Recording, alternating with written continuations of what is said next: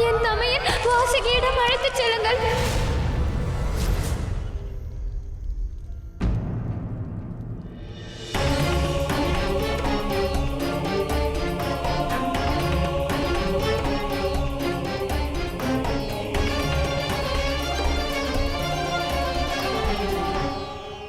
கௌரி, இல்லை மகாதேவா,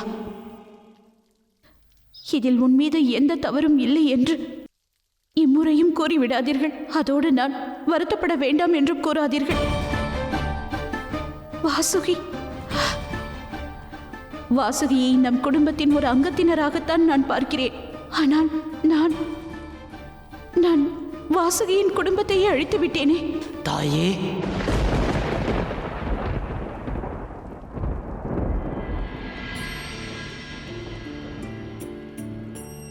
என் மனதில் உங்கள் மீது எந்த கோபமும் இல்லை. வாசுகி,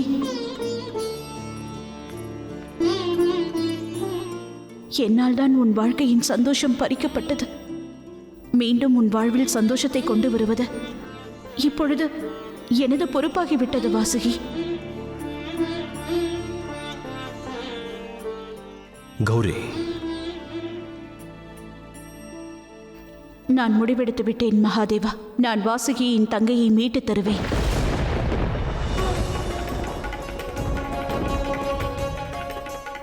ஆனால் இதை செய்வதற்கு எனக்கு தங்களுடைய உதவி தேவை மகாதேவா. ஏனென்றால் இந்த உலகத்தில் எந்த குழந்தையாலும் உங்களின் சக்தியின்றி வர இயலாது. ஆகையினால் வாசுகிக்காக தாங்கள் ஒரு நாக கன்னிகையை கொடுக்க வேண்டும் என்று ஆசைப்படுகிறேன். இல்லை கௌரி, இம்முறை என்னால் உனக்கு உதவ இயலாது. வாசுகி தங்கையின் பிறப்பினால் பெரும் சங்கடங்கள் நிச்சயம் நேரும். காலச்சக்கரத்திற்கு பாதிப்பு ஏற்படும் சூழலும் உருவாகும். வாசுகியின் மகிழ்ச்சிக்காக பிரபஞ்சத்தை துயரக்கடலில் ஆழ்த்த என் மனம் அனுமதிக்காது. நான் உங்களுக்கு வாக்களிக்கிறேன் மகாதேவா. வாசுகியின் தங்கையின் பிறப்பிற்கு பிறகு என்ன நிகழ்ந்தாலும் அதற்கு பொறுப்பாக நான் இருப்பேன். மகாதேவா, தாங்கள் இப்பொழுதும் உங்கள் மனைவியின் ஆசையை நிறைவேற்ற மாட்டீர்களா?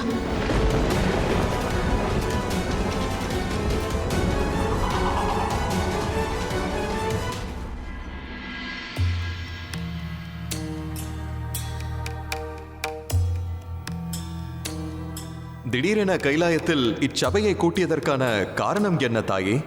ஒரு தவறை சரி செய்வதற்காகத்தான். என்ன தவறு தாயே? வாசுகி என்னால் தனது தங்கையை இழந்து விட்டான். அதனால் நான் அவனுக்கு ஒரு தங்கையை வழங்குவேன் என்று உறுதி அளித்திருக்கிறேன். ஆனால் தாயே, ஒரு நாகத்திற்கு எதற்காக இவ்வளவு மகத்துவம்? என்ன கேள்வி இது? யாருக்கு என்ன முக்கியத்துவம் கொடுக்க வேண்டும் என்று அவரின் பிறப்பு அல்ல, அவரின் செயல்தான் முடிவு செய்கிறது. அதோடு வாசுகி எப்பொழுதும் மகாதேவரின் கழுத்தில் இருந்து அவரது உஷ்ணத்தை எடுத்துக்கொண்டு மகாதேவரை காத்து கொண்டிருக்கிறான்.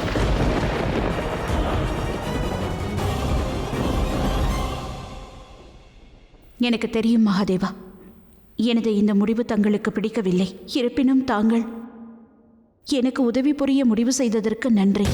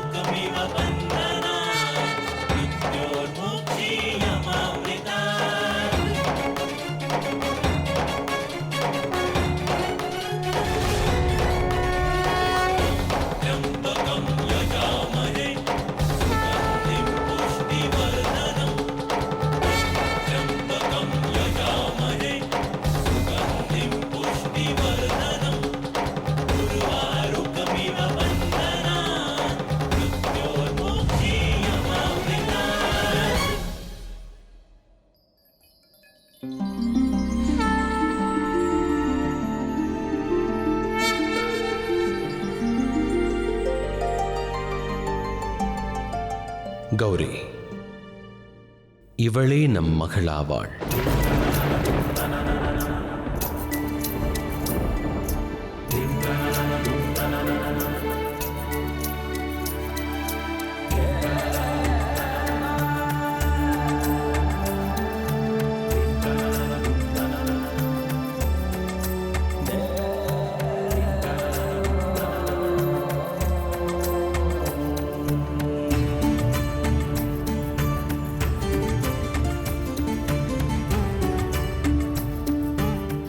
உனது தங்கையை வாங்கிக் கொள்ள மாட்டாயா வாசுகி?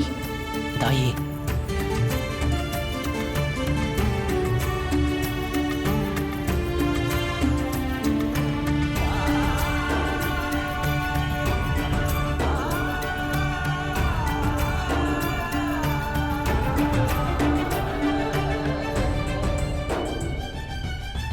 என்னிடம் உங்களுக்கு நன்றி கூற வார்த்தையே இல்லை தாயே.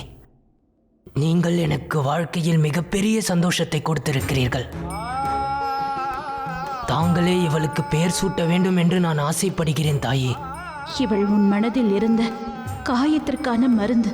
இவள்தான் என் மனதில் இருந்த கேள்விக்கான பதிலும் ஆவாள். இவள் மகாதேவரின் விருப்பமான மகள். ஆகையினால் இவளது பெயர் மானசா.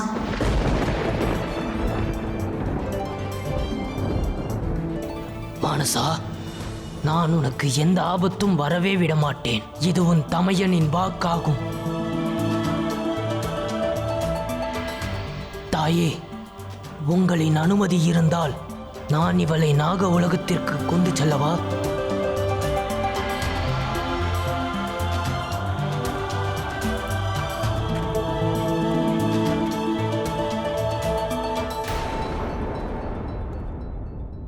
மிகப்பெரிய போர் அசம்பாவிதம் நடக்கும் வாய்ப்புள்ளது மகாதேவா. அதை நன்கறிவேன் நாராயணா. எனினும் மகாகாளி வாக்களித்திருக்கிறாள். இதன் விளைவு எதுவாயினும் அதை ஸ்வீகரிப்பேன் என்று கூறினாள். நான் நம்பிக்கை கொண்டுள்ளேன். இதற்கான உபாயம் ஒன்று நிச்சயம் வரும். பார்வதியின் குற்ற உணர்ச்சியானது மானசின் பிறப்பினால் அவரை விட்டு நீங்கி இருக்கலாம். ஆனால் ஒரு உண்மையை இதுவரை யாரும் அறிந்திருக்கவில்லை. மானசாவிற்குள் இருக்கும் சக்தி, அவளின் விஷத்தை பற்றி யாருக்கும் தெரியவில்லை. அது பார்வதிக்கும் தெரியவில்லை, வாசுகிக்கும் தெரியவில்லை.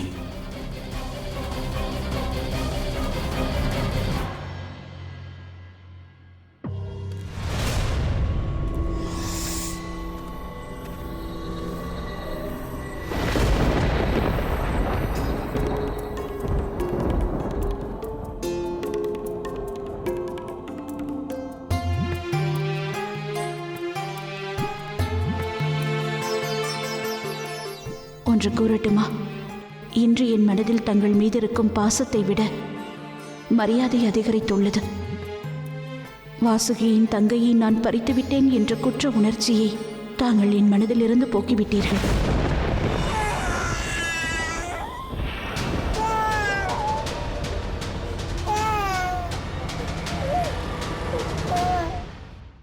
கணேசன் கார்த்திகேயனிடமிருந்து எனக்கு நிறைய அன்பு கிடைத்திருக்கிறது.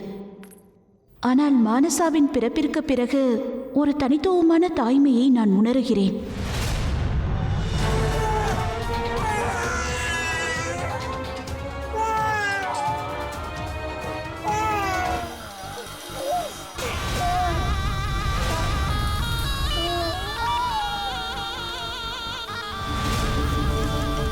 எனது தாய் என்னை பார்த்து கொண்டதற்கான காரணம் எனக்கு புரிகிறது. ஏனென்றால் ஒரு தாய் மகளின் உறவே தனியாகும். யோசித்து பாருங்கள், மானசா இப்பொழுதுதான் பிறந்திருக்கிறாள்.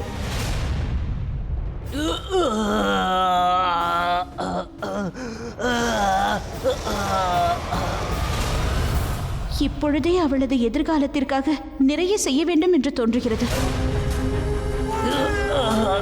ஏதோ விசித்திரமான உணர்வு ஏற்படுகிறது. எதற்காக இவ்வளவு வலி? என் தாய் எனக்கு கொடுத்த அனைத்தையும் நான் அவளுக்கு கொடுக்க வேண்டும்.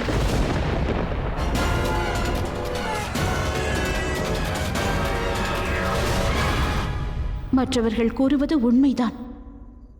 ஒரு மகள் தாய் தந்தையின் இதயத்தின் ஒரு பகுதியாவாள். நான் கூறுவது சரிதானே?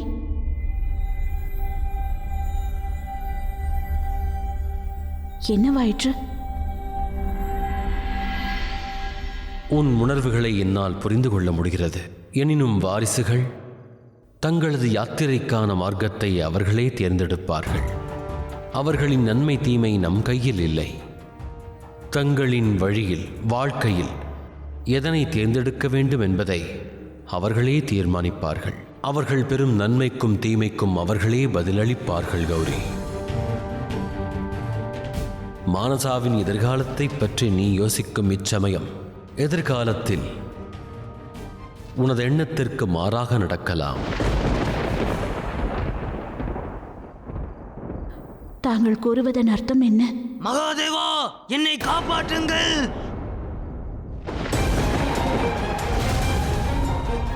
மகாதேவா, இந்த குரல் வாசுகியின் குரலாயிற்றே.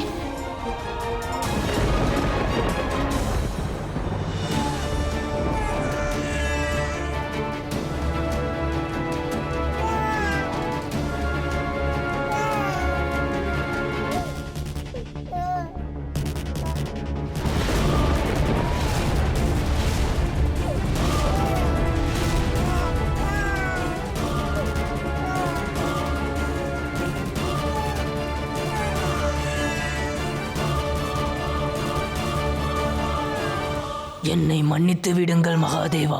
நான் உங்களுக்கு வாக்களித்துள்ளேன். நான் இந்த குழந்தைக்காக என்ன வேண்டுமானாலும் செய்கிறேன் என்று கூறினேன். ஆனால் நான் தோற்றுவிட்டேன். என்னை மன்னியுங்கள். மகாதேவா, என்ன நடக்கிறது? வாசுகியின் இந்நிலைமைக்கு காரணம் என்ன? வாசுகியின் மீது எத்தவறும் இல்லை. மானசா என் சக்தியிலிருந்து பிறந்தவள். அவளுக்குள்ளும் என்னைப் போன்றே விஷத்தன்மையும் அடங்கியுள்ளது. எனவேதான் வாசுகியால் மானசாவின் சக்தியை தாங்கிக் கொள்ள இயலவில்லை. ஆனால் வாசுகியும் ஒரு நாகம்தானே தந்தையே? பிறகு ஏன் மானசாவின் விஷம் தாக்கியது? என் கழுத்தில் இருப்பது ஆலகாலத்தின் விஷமாகும் கணேஷா. அவளுக்குள் இருக்கும் அவ்விஷம் இந்த உலகத்தில் இருக்கும் கொடிய நாகங்களின் விஷங்களை விட மிக கொடியதாகும். அவ்விஷம் மானசாவின் விஷத்தை விட மிக குறைவாகும். எனவேதான் மானசாவின் சக்தியை வாசுகியால் தாங்கிக் கொள்ள இயலவில்லை. இதில் இவ்வளவு விஷயம் இருக்கிறது என்றால் இதன் அர்த்தம் இந்த விஷத்தினை இவளாலும் தாங்க முடியாது என்றுதானே அர்த்தம்? இவளின் சருமம் இவளின் விஷத்தை தாங்கிக் கொள்ளாது. அப்படி என்றால் இதற்கான தீர்வுதான் என்ன? இந்த விஷம் மானசாவின் சருமத்தை நிச்சயம் பாதிக்கும். ஆகையினால் இவளை பாதுகாப்பது எனது பொறுப்பாகும்.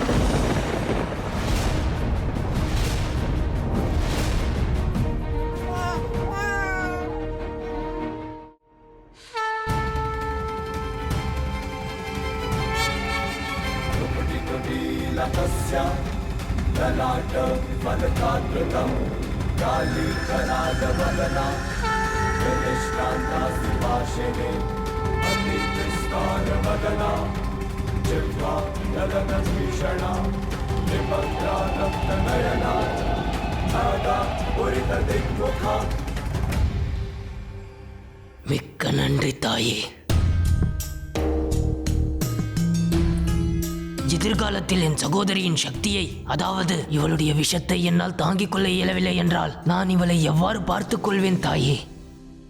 இதற்கு ஒரு வழிதான் இருக்கிறது வாசுகி. நாம் கூடிய விரைவில் மானசாவை பெரியவளாக மாற்ற வேண்டும். இது நடக்க வேண்டும் என்றால் நான் ஐம்புலத்தையும் ஒன்று சேர்க்க வேண்டும். ஐம்புலத்தின் தவத்தினால், அதனால் கிடைக்கும் சக்தியினால் மானசாவின் உடல்நிலை, இவளுக்குள் இருக்கும் சக்திகளை இவளால் கட்டுப்படுத்த இயலும். நீ மானசாவை கைலாயத்திற்கு எடுத்து செல். கைலாயத்தில் இருக்கும் சக்திகள், அந்த இடத்தில் இருக்கும் பிரதிபலிப்பு, ஐம்புலத்தில் இருக்கும் சக்திகளை வைத்து இவளை வளர வைக்க முடியும். ஒருமுறை இது பூர்த்தி அடைந்து விட்டால் அதன் பிறகு மானசாவின் தமையனாக நீ நிச்சயம் மகிழ்ச்சி அடைவாய். கவலைப்படாதே வாசுகி, அனைத்தும் நன்றாகவே நடக்கும்.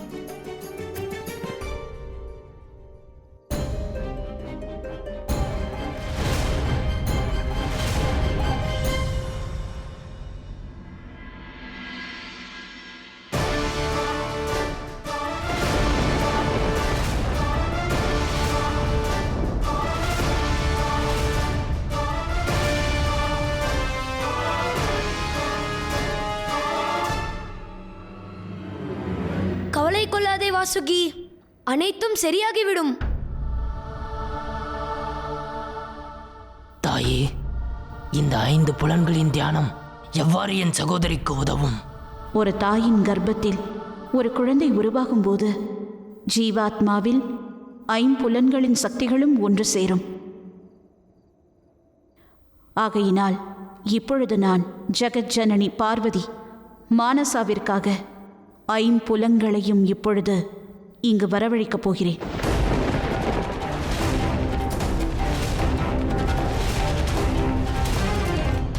அவர்கள் மானசாவிற்கு அவளது சக்திகளை அவளே கட்டுப்படுத்துவதற்கு தேவையான சக்திகளை இப்பொழுதே கொடுப்பார்கள்.